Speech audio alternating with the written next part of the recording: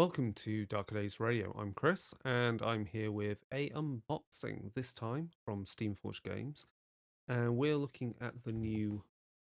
If we get rid of the glare, the new Warmachine starter set. It's plastic. It's Shadows and Scum, and it features the Chimera with a command cadre, and it also features the Trollbloods with the Southern Creoles. So if we go a bit closer, you can just see we've got some bioorganic, biotechno organic, sorry, dragons and the rather piratey trollkin there. So this is an unboxing. We'll look at the pieces, and then there'll be a reel showing off them put together. And coming soon, there'll be some feedback on the blog about what it's like to use them in the game. So let's get to the unboxing.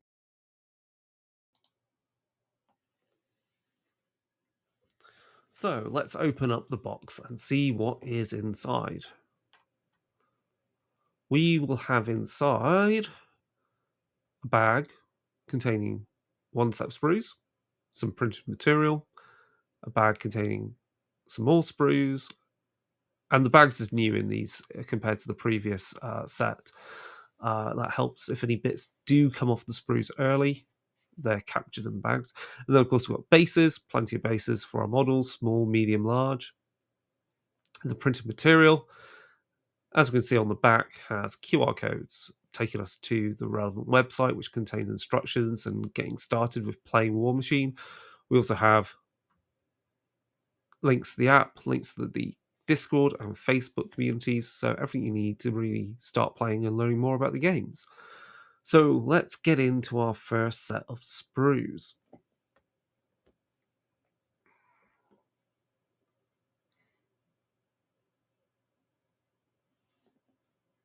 When we finally get things out.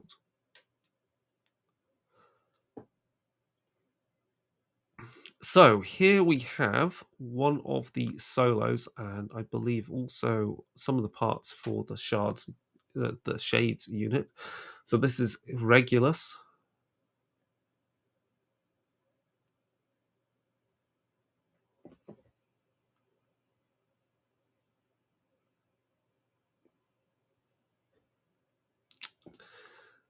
And they're all winged, they're all this techno-organic look. Not, good details, not festooned with details. What I mean by that, no, not so heavily that you can't really pick out the details and paint them. So you have some space to play about when you're painting them with textures and ideas and colors and shading. Here's another solo. This is Pythia.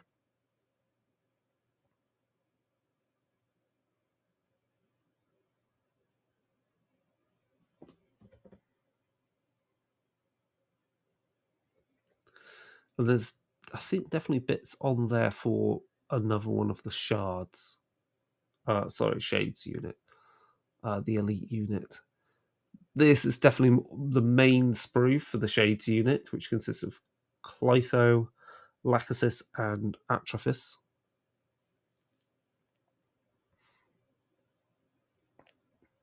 All of them are winged, all of them can fly, so that's going to have an impact in games. Happily able to move over terrain, likely quite hard to hit.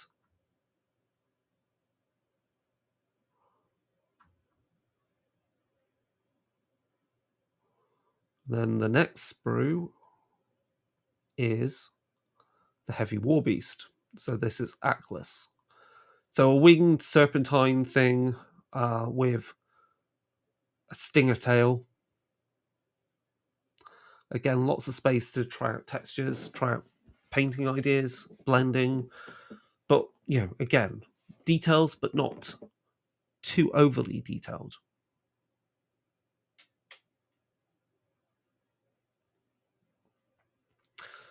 So with that, that's the first bag of sprues.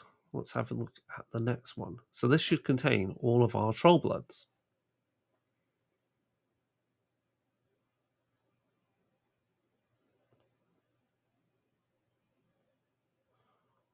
So this first sprue here, we turn it over. This is for Chum, the Heavy War Beast. So again, this is a troll which has taken on aspects of where it has grown and evolved, and adapted to, which is obviously the waters, the seas, and so is shark-like. Carries a flail made of some mines, has a one hand has a piranha-like creature that it's holding that will bite into people, and there's lots of fun little details on the war beast itself. The next sprue is more bits, little bits for Chum, but then we've also got a blunderbuss there and parts for a small pig called Mr. Boggs. We've also got some bits there for one of the elite unit, the Lockerbush brothers. But also we have all the parts here for Commodore Foulblood, who is the warlock, who has a monkey that sits on his shoulder, blowing flames. And again, all these they're really nicely detailed, not overly detailed, as I keep saying. You can see there's space to play with blending and shading on these models.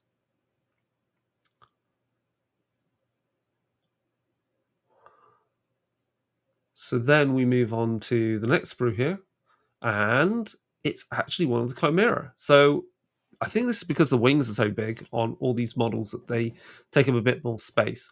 So this is the Warlock. This is Valak's Fate's Eclipse. So this is the Warlock for the Shard Nocturnes of the Chimera. Then we have the rest of the Trollbloods. So you've got most of the parts here, most of the members of the Lockerbush brothers. So you've got bodies, guns, and then you've got this other solo, which is a albatross called Sully.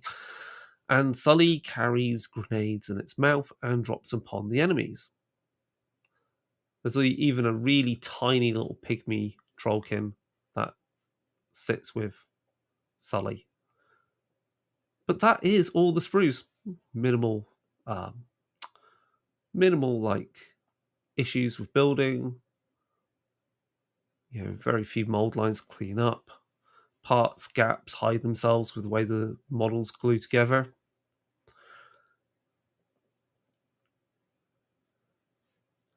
But they're going to be a lot of fun to paint. There we are with that monkey again. If we can get it into focus. All the details are nice and sharp. And it's been a relatively easy thing to build all of these, even while even without really having to refer to the instructions that often. The parts are all numbered and placed in close proximity to each other, so it's clear which piece goes with which. So there's a bit of sanity to the labeling on the sprues.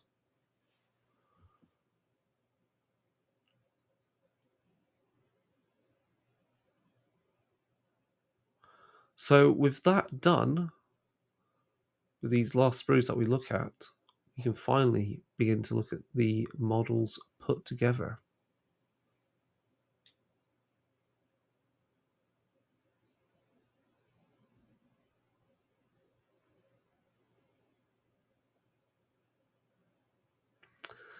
So yes, here's 360s of each of the models in the box put together. I hope you've enjoyed this unboxing. If you've got any comments, any questions, please get in touch with us at Dark Days Radio. We have numerous means to be contacted and happy to chat about Warmachine and the war game and the setting Iron Kingdoms, which is the role-play game. Goodbye for now.